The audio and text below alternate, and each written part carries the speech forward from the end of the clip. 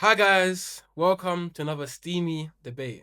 Today we've got law versus finance, and I cannot wait for this one. In the left corner, we have Mary Grace. Do you mind introducing yourself to Hi the room? everyone, my name is Mary-Grace and I'm a corporate lawyer working in the City of London. I'm ready to win this debate and convince you all to become lawyers. And in the right corner, we have Luca. Hi everyone, I'm back again. Austin's always inviting me back. But I work in accountancy. I'm an apprentice. Been doing it for the past almost 3 years now. Qualified next year, and yeah, I'm here to convince you guys to do accountancy/finance. Disclaimer. I think actually both careers. No, I'm not doing that. Cool. So, what is so share the jump? Share the jump. What is a better career, law or finance? Let's hear it.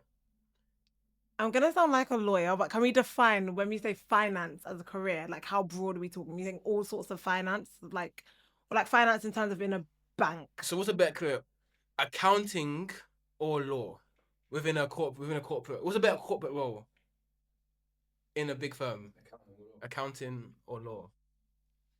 Do you know what? I think it depends on who you are as a person, right? Because there's so many factors that play into this, right? Entry level, very different roles. Because starting off as a lawyer, you're starting hard. You have to work long hours off the jump from what I've heard from my fellow lawyers. You work hard straight away. Whereas in accountancy, you get slowly eased in and then it starts to pick up. And then when you compare the entry level staff, lawyers, they're training for 6, 7, 8 years. Accountants only for 5 years. So from an entry level perspective, accountancy is quicker. It's more relaxed. I think then it then comes down to the individual. Do you want a more slower, longer process with more money at the end of it, or something that's quicker, gets you qualified faster, and then you can move away faster? So it's like it depends on the individual, I think. So, why is law a better career? I think law is a better career because I think it has longevity. And I think because we're saying in a corporate Mm. setting, I know like online there's a lot of debates about like, nine to fives, the entrepreneurship. But in my view, I think being in law as your like nine to five or as your profession is in a corporate setting is far more rewarding in terms of literally everything, in terms of pay, in terms of lifestyle, in terms of opportunities. Like once you're there, you can literally do everything. Whereas I feel like from my little understanding of accountancy/finance, it's a bit more niche. Um, and also, isn't that job like at risk kind of being taken over by AI? Not to be buzzwordy, but I think the longevity of the career or the setup of the career in a corporate setting is far less like important. I disagree in terms of the importance Okay. point. I Okay. mean, it depends what side of things you're looking at, right? If you're looking at there's two sides of accountancy for context. There's the external auditor side of accountancy where you're actually looking into the financial statements. And there's the accountant, the creative accountant who has to make up someone's accounts for them and help them, figure out taxes, etc. So I say that side of accounting where you have to navigate the tax laws, help an actual individual with their taxes, with their accounts. I don't think that can really ever be taken over by AI because you need that personal touch. And then again, it's also very important. All businesses need an accountant. AI is very much it's coming into play now. A lot of people are using Claude. A lot of people are using the likes of ChatGPT to help them with their accounts. Yes. But people are still relying on accountants, even with this influx of AI. I feel like that creativity, that personal touch, you always need it from an individual. From an external auditor perspective, yes, this is more structured, more processed. There is a higher risk of AI taking over. However, the more the more you progress in a career, the more technical knowledge you gain on how to do an audit, I think you're relatively safe because you need someone to man the AI. Again, when you're meeting with clients to review their financial statements, you need that personal touch a lot of the time. The more entry level stuff, yes, might be taken over by AI eventually in the future, but I think the top roles are in safe hands. So, you're a solicitor, right? Mhm. And you're an auditor. Whose job is more replaceable? Audit. Yeah. Is law less replaceable? Yeah, let's. Um, I think law is less replaceable because obviously there's different types of lawyers, right? But if we're talking about in a corporate sense, in a big law sense, whilst there are like a lot of process type deals and transactions, a lot of things are very, very bespoke and very specific. So even if AI is used, there very much has to be manual input, there has to be manual review. Like you can't just use ChatGPT or any of the legal tech and AI, platforms that are being used. You can't just use that and take that as verbatim, because laws are very, very specific, very niche, and you're ultimately trying to serve a client. So because of that, whilst we do use AI, and I think AI is very helpful in our career, I don't think it can ever be replaced, because there has to be human input because of just how complex what we're doing is. I think the word bespoke is very important there as well. In law, a lot of the projects I work on are bespoke to a client. Similarly, in accountancy, it's also, there are times where it's rather bespoke, because like I said, that creative side of accountancy, each client, each individual needs something different, and they like having that personal touch as well. So I'd argue that that is also the case in accountancy, the creative side of accountancy. Isn't it just numbers? Isn't it just numbers? It's just numbers. I mean, P&L. Does it get more complicated than that? Does it get more complicated? Can you do your accounts? I can't do accounts because I don't love maths, but If it's just numbers. okay. Is it just numbers, or are there a lot of laws you have to follow as well? I mean, Exactly, but that's why we have jobs, right? So who's more replaceable then?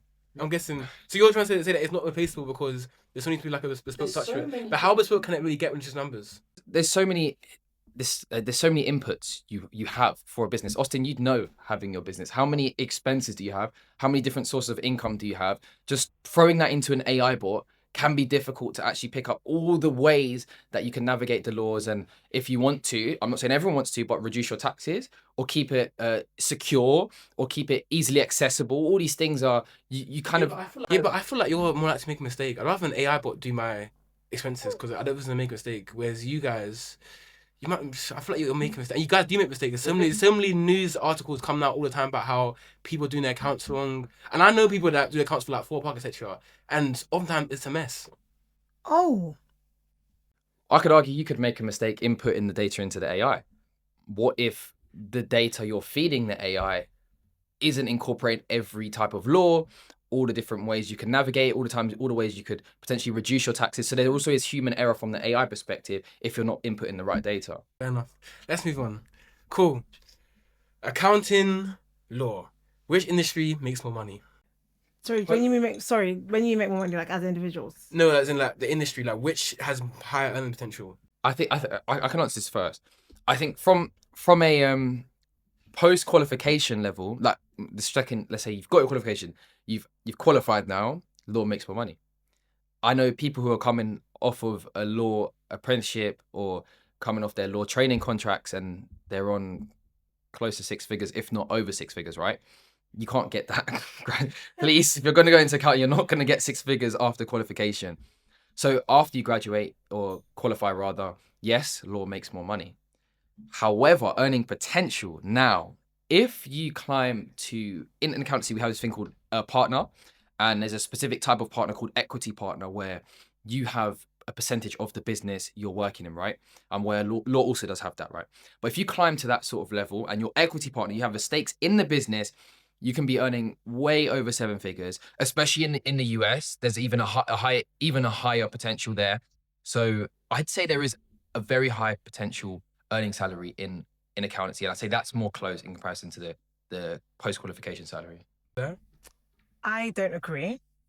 Because as you have mentioned yourself, that model of having like equity partner and like even salaried partner and like the high earnings, you have that in like all law firms essentially. And that's quite accessible. I think the difference with law is obviously the extent to which people actually stay on to become partner and whether they want to do that. That's like another conversation we'll probably touch on. But in terms of the earning potential, I think partner is very accessible. But I will say, in fairness, that is only in big law. Obviously law is very broad. If you start going into like, I don't know, family law and like criminal law, the earning potential is completely different. But if we're talking about big law, when you're coming from like, no shade, no tea, but you're coming from like a Russell Group University, Magic Circle, US Law Firm, Silver Circle, all of the equity partners definitely make like at least 2 million, at least. So you got 2 options: accounting, law. You're saying law will make more money. I think so. In the short term and the long term. I think so too. I think law generally has more money in the industry compared to accounting. It's not going well, Luca. Cool. With this one, you might be able to claw it back. Who works longer hours, law Finance. Law. I mean, wait, you said law or finance or accounting? Accountant or law? Who works longer hours? Law. All day. All day. I don't think that's even a question. I don't think that's a question. So how many hours do you typically work in law? So it depends. Not to give a lawyer's answer, but it really depends. But I want to give some context about the long hours that you see online. When it comes to working industry that's led by clients and deals and transactions, there's a deal timeline. And sometimes things don't always go to plan, but you might need to meet a certain deadline. Or you're waiting feedback from like investment bankers or from the client, and they want a quick turnaround. So a lot of the time, it's not that like you have so much to do, you're just constantly working, but it's like the timelines are leading you to work those hours. But I would say it depends. The hours you're gonna work depends on whether you're in a transactional team or an advisory team, right? If you're in an advisory team, the flow of work is less. I've sent you back comments on the SPA, which is a sale and purchase agreement for like a P deal. You know, we need it back by the end of the day. That's less of a thing if you're in an advisory team. If you're in a transactional team, that's very much your reality. So when I was working in a transactional team during my training contract, some days I'd be completely dead finishing at 4 p.m. Other days, I'd be at my desk from 9 a.m. to 5 a.m., literally. I think I was going to say on that point actually. I think law is rather unpredictable. Would you say in terms of the hours you work? Generally. I don't. Generally. Wait, these, Yeah. Generally. wait, you say 9 a.m. till 5 a.m.? Yeah, absolutely. Is that legal? I don't know whether it's legal or maybe doing it. Wait, so would you say it's worth it then? Like, are those long hours in law worth it? I think it depends on you as a person. And I think you have to be wise in what area you qualify into. I've qualified into an area where that isn't really my reality. I'm in an advisory team. I work in financial regulation. So I'm generally consistently busy. Even when I've been flat out on deals, I'm finishing at 9 or 10 p.m. every single day. To me, that's actually reasonable, personally. I just didn't like the constant overnights. You know, if you have to, then it is what it is. But I don't like the constant unpredictability. But for some people, they actually like that because when there's downtime, they can catch up with their friends and all that kind of stuff. And they can like plan dinner on a weekday. Whereas I don't mind never being able to have dinner on a weekday because at least I'm always going to finish at a certain time and not, you know, have to work on a weekend. So it depends. And I think the good thing, I think I can say this, yeah. I think the good thing about the unpredictability or the way law is because you're kind of always on, you have a level of flexibility and autonomy over how that day goes. So like, let's say you had an appointment in the morning from 8 to 10 a.m. or even 8 to 11 or whatever the case may be. You can do that and then just log on, right? Obviously, depending on your team. Whereas I know when I was on secondment, like, if it's like a normal 9 to 5, you're expected to be in 5 minutes before it starts. And like you have those fixed hours, which I actually find quite intense. Whereas when your days can be dragged out a little bit more and you have more flexibility, you can have more of a life. So I think it's worth it, but that is not necessarily a popular And would you say, opinion. do you think the salary justifies the long hours, like missing Love Island and all the rest of it? Yeah, I don't care about Love Island. Love Island make me 6 figures. No. I'm So saying, yeah. So do you think it justifies it? Like, for those watching, the salary justifies those long hours? I think so. Especially when I think one thing I've learned is when I would hear like lawyers complain about our working lives, I would speak to my friends about normal 9 to 5s, and I'm realizing we have the same complaints because there are just certain challenges that come with working in a corporate world. That's just what it is, right? And that's okay because we're, you know, that's just life. But for me, I feel like compared to some of my peers, I was like getting the most out of what I was putting in at least. Like, hey, you guys might finish at 5 and I finish 3 or 4 hours later, but I'm getting paid like maybe 4 times what you're getting paid, and I have all these flexibilities, and you know what I'm saying? So, and that's no shade. That's just like That's definitely shade. I'm joking. No, but it's just the reality. So I feel like for what I put in, I get out more than more. So what's the longest hours you worked in a week then? Probably like 70 divided by or 5. 80 or something. What's that divided by 5? 14 hours a day? Yeah. Into weekends now as well. Yeah, and weekends, but Okay. Damn. Okay. she's So- like, I could never. So in that sense, who has a better work-life balance? I think accounting has the better work-life balance. As Mary said, I think Law is. I mean, Yeah. it'll go over into weekends now as well, right? Yeah, we can. She's So- like, I could never. So in that sense, who has a better work-life balance? Accounting has the better work-life balance. As Mary said, I think law is a bit unpredictable in terms of the hours you work. You can work overnight shifts. You can work later than you would typically expect in accountancy. So because of that unpredictability in some roles in law, and because you work pretty late hours, I'd say accountancy gives you that better work-life balance. Throughout the majority of the year in accounting, you're working 9 to 5, 9 to 5:36. Although we do have a busier period, which is when the accounts close, the accounts are getting signed off. During this 3 to 4 month period, we will be working later hours as well. So I guess during that period, it can be difficult to maintain a proper work-life balance. But outside of that 3 to 4 month window, I'd say generally accountants have. I've got a friend that works at a top firm. I was gonna say it, probably come for me and see me, but he works at a top firm, and they had to get him a hotel. And they got him a hotel to stay the night so that he can work longer hours. I heard stories about people are sleeping under desks, all these things.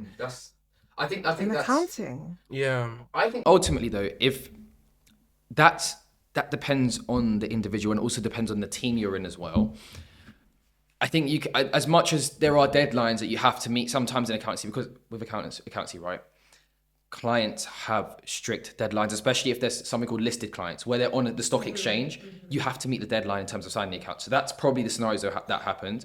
Even though we have these deadlines, you have autonomy. You can set boundaries to say, okay, yes, we have a tight deadline, but on this day, I have to look after my kids, so I'm going to have to stay at home, or I have a class, so I'm going to have to go to class after on this day. So yes, we might have tight deadlines, but it's all about setting those boundaries as well to ensure if you don't want to work super late all the time, you can set those boundaries. Cool. What are some things to think about before becoming a lawyer? So that's a really good question. I think one, and something I didn't necessarily do, so I would recommend other people do, is before becoming a lawyer, think about like broader types of legal careers.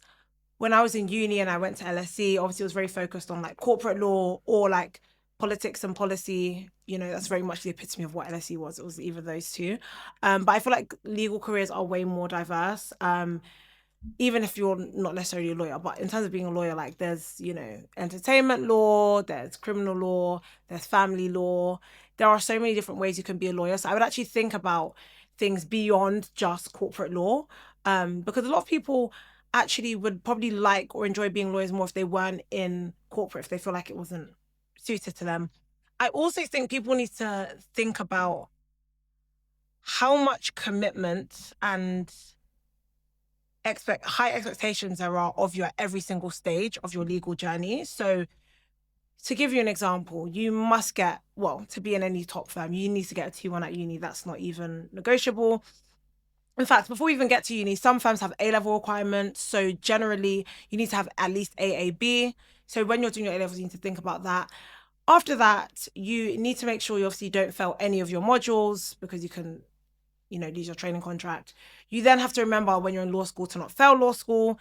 And people do really be failing law school, especially with the SQE, which is like the new form of qualification. Like the pass rate is like literally 50%, like it's very low. So you need to think about that. Then when you're actually in your training contract, you need to think about how you're going to perform. And as I like to say, shake your ass for every single team and show them how great you are for 2 years. So it feels like a 2-year internship. It's only at that point that you can actually breathe a little bit, Yeah. So no, but I think After you climb 5 mountains, you're gonna have a drink of water. No, but you really need to think about every single stage, because I've seen firsthand at every single stage people drop off because it's really, really difficult. It's obviously not impossible. I was able to do it, and I don't have 2 heads, but it is really difficult. And I think a lot of people aren't aware of just how intense that 6, 7, or even 8-year journey can be. And then what else do you need to think about? I think those are 2 things. Cool. Next one is, what's a realistic dinner life of a trainee solicitor? A realistic day in the life, I would say it completely depends. But if we're just going to talk general transactional team, bog standard, obviously wake up, do your morning routine, get to the office, probably 9:30. the first thing you need to do, if you've not done it on your way in on the train with your work phone, check your emails. When you're checking your emails, just if you're on deals where there are senior people talking, think about ways you can add value, give your initiative. So if you see that a client has asked for something, then make sure you respond to that, or tell your supervisor, I'm going to do this. Do you have any pushback against that? Are you happy for me to do that task? So you're just going to be doing the task and making sure you're looking after the deals. But you can also expect to have a lot of people ask you to do random ad hoc tasks, which is where the unpredictability comes from as a junior. So you'll be staffed on deals. You'll need to look after that, do the tasks, review the documents, add the comments, but also be prepared to have like random spontaneous tasks. And throughout that workday, also expect to have different trainings. If you're at any good firm, you'll have quite a lot of training. So you need to make sure you attend those. That's what you can expect. Yeah. What surprised you most about corporate... Actually, no, I think for this one, look at the camera. What surprised you most about corporate law? What surprised me the most about corporate law is probably just how broad it is. I feel like when I was doing my vacation schemes and my internships, there was so much focus on M&A, mergers and acquisitions, which is obviously amazing, don't get me wrong, but I feel like there is so much more that a law firm does. So even the area I qualified in, I didn't even know existed until I was like in my second seat. And I was like, wait, this is a bit of me. Like, this is really what I want to do. So I think how broad it is. And I also think it surprised me, and maybe I was a bit delusional about this, but it really surprised me, like, how from day one I was actually doing real work. Like, it's not, oh, let me give you this fake task and see how good you are. It's like you're literally like the person on the deal, like running the show of these $1 million, $1 billion transactions. And it's like, I literally graduated 3 months ago. What do you mean I'm running this myself? And I still feel that shock every day when I go to work. 'Cause I'm like, I literally have barely been qualified, but here I am. So that's really what shocked me. Yeah. Cool. And final question before I bring Luke back into it. What are the main reasons graduate applicants get rejected? I'm going to give the politically correct answer, then I'm going to give the real answer. I think the politically correct answer, which is still true, by the way, is I think graduates get rejected because their focus is too niche. As I alluded to earlier, it's really important that when you're considering your legal career, think more broadly. Don't think about just getting a training contract at a Magic Circle law firm or just getting a training contract from a US law firm. There are so many other firms doing amazing work and so many other diverse ways to qualify.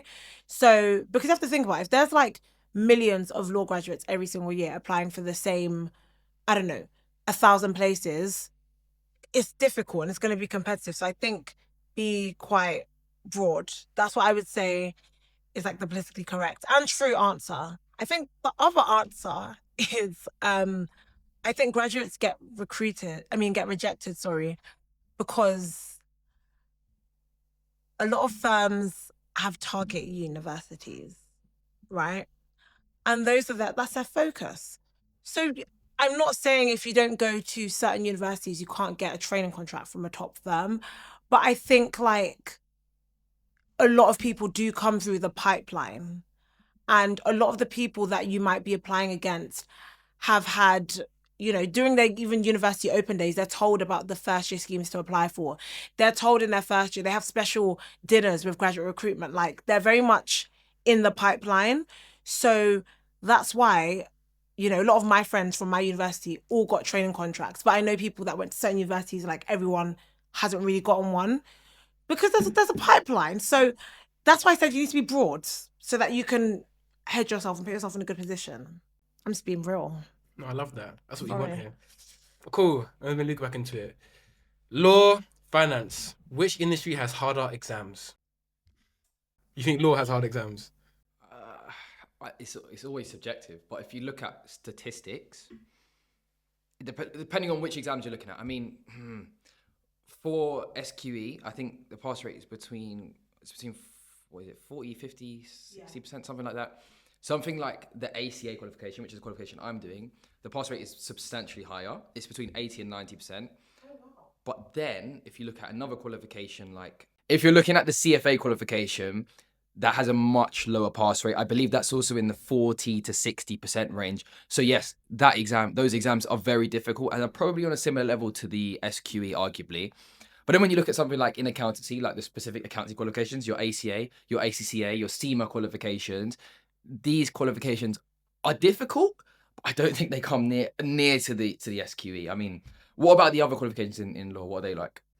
Yeah, that's a good question. So for context, and for anyone who might not know, the SQE is a solicitor's qualification examination. And I was actually the last cohort to do the previous version, which was the legal practice course. And I like the pass rate for the LPC was probably like the 80s, the 90%. Like people would get 100% in exams. Like it was completely different. And I do think like the LPC is much easier than the SQE.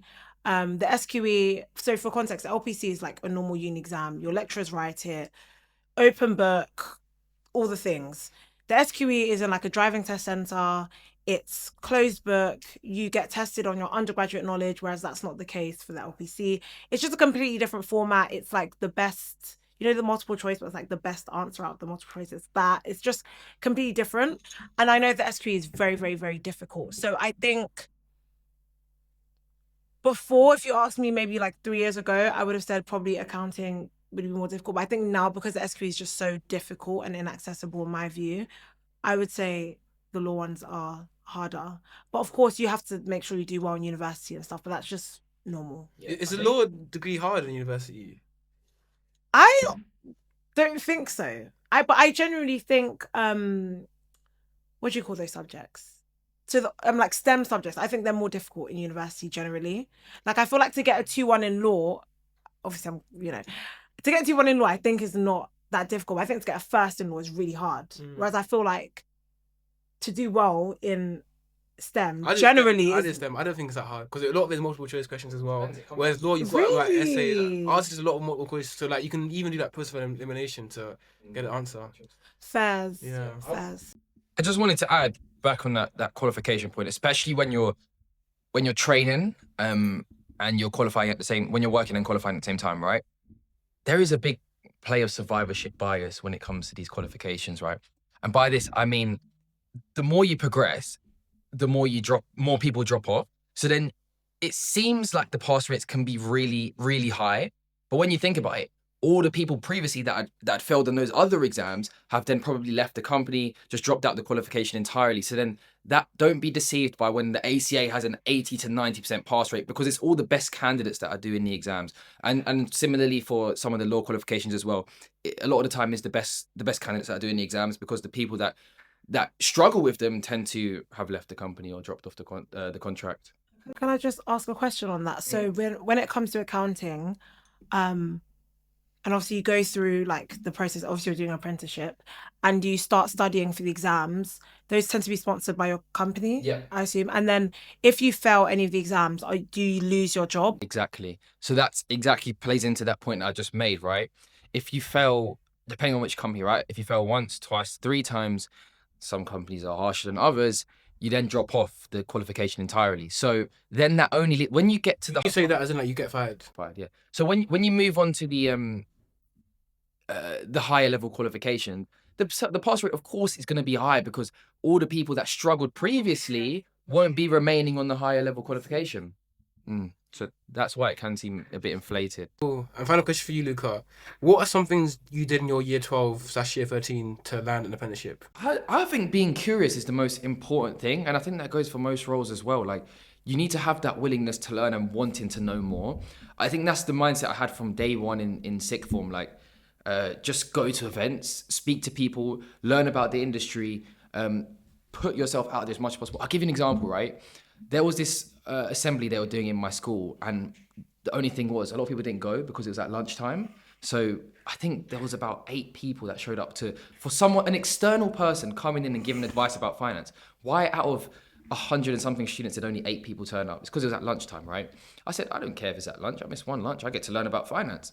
Went into that talk, gave a fantastic talk, learned a lot about it. But guess what? A week later, he said, oh, there weren't that many people that turned up. All those people that turn up in that room come to the company, have work experience. So just by putting yourself out there and making yourself available for all these opportunities, I think so many doors open. So I think that was the best thing I did.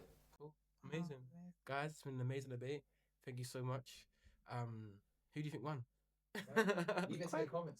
That's she was true. like me. I was like, what's that one like? What's that? Thank you so much, guys.